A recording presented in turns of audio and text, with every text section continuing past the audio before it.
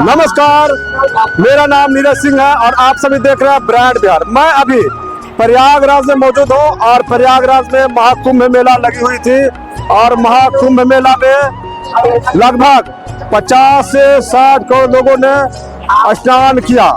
हमारे देश के लगभग 50 से 60 करोड़ श्रद्धालुओं ने शाही स्नान किया। इस महाकुंभ मेला से हमारे देश को बहुत सारी चीजें मिली और हमने कुछ खोया भी। इस सारे मुद्दे पे मैं बात करने का प्रयास करूंगा।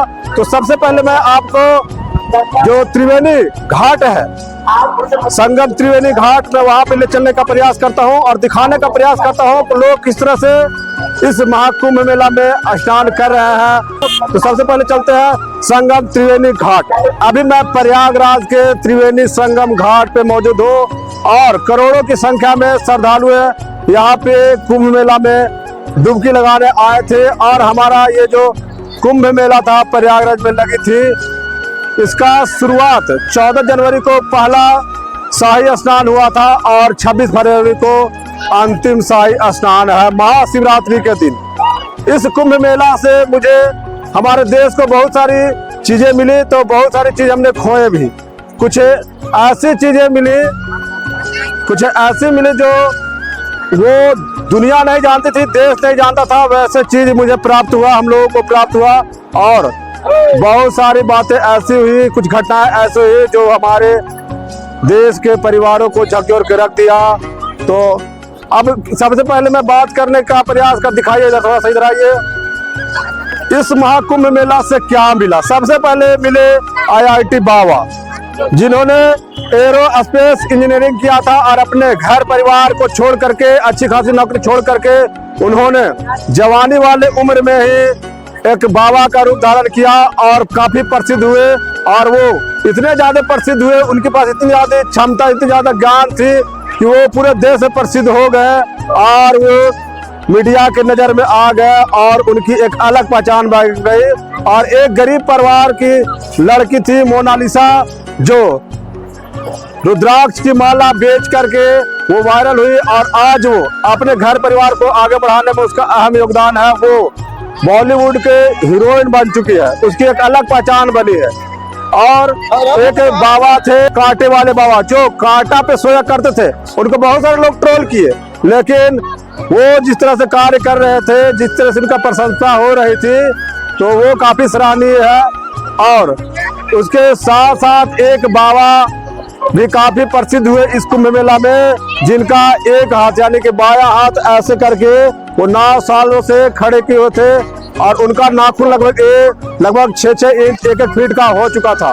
वो काफी तपस्या के, तो उनका एक हाथ ऊपर करने की वजह से वो पूरा हाथ उनका सूख चुका था। वो तपस्वी थे और उन्होंने जितने भी यहाँ पे श्रद्धालु आए, सारे श्रद्धालु को उन्होंने आशीर्वाद दिया। और ये महाकुंभ मेला का समापन होने वाला है और हमारे देश के लगभग 50 से 60 करोड़ श्रद्धालु हैं जो इस कुंभ मेला में त्रिवेणी संगम घाट और अनेकों संगम घाट पे स्नान किया। पहला शाही स्नान 14 जनवरी को किया था और कुंभ मेला का समापन होने वाली है 26 फरवरी को और अंतिम शाही स्नान उसी दिन होगा महाशिवरात्रि के दिन। हमारे देश की जो केंद्र सरकार है और हमारे उत्तर प्रदेश की जो राज्य सरकार है, दोनों ने काफी सराहनीय कार्य किया। लेकिन इस दौरान कुछ घटनाएं भी हुई। इस कुंभ मेला के दौरान हमने बहुत सारे अपने परिवार के लोगों को खोया। कुछ ऐसी घटनाएं हुई जो काफी दुखद है। इस महाकुंभ मेला को सदियों तक याद रखा जाएगा। प्रत्येक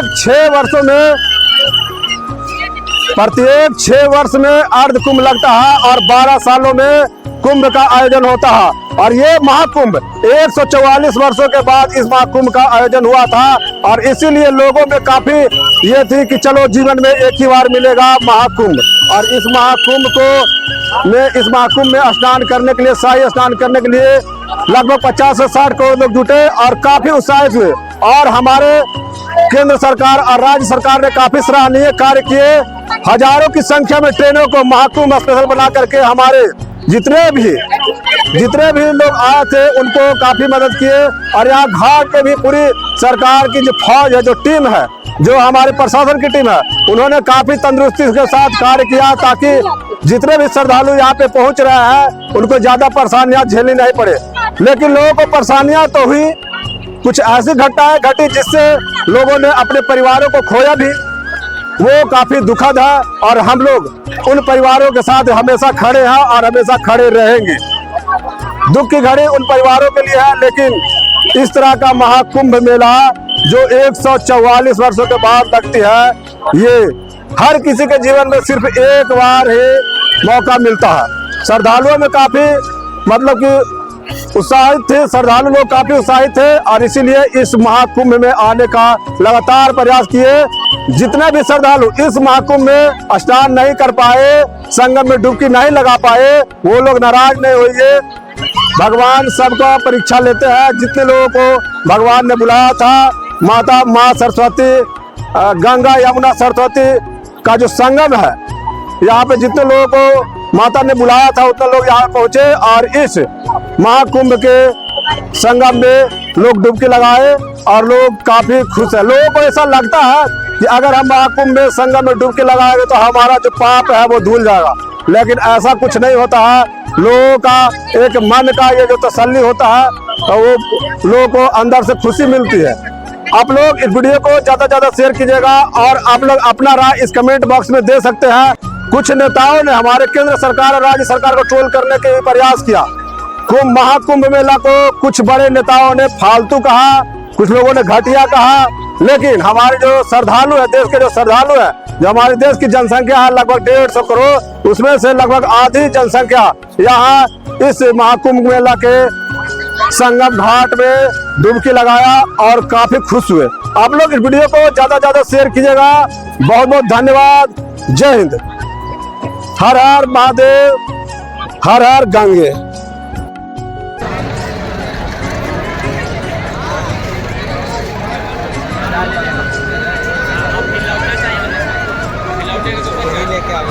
लेके जाएगा, हाँ वो लेके जाएगा, वही लेके आएगा।